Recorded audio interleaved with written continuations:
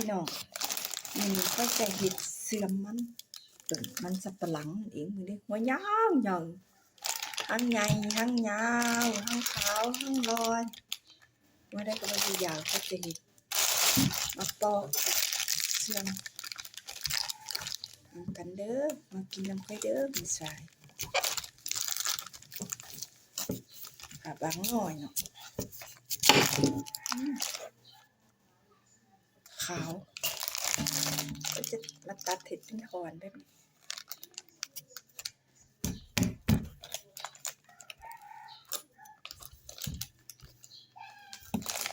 เนื้อยาวค่ะพี่น้อง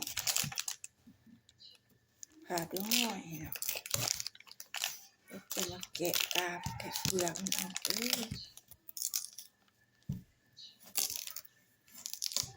จะไปเสื่อมมากินน้ำไปเด้อใช่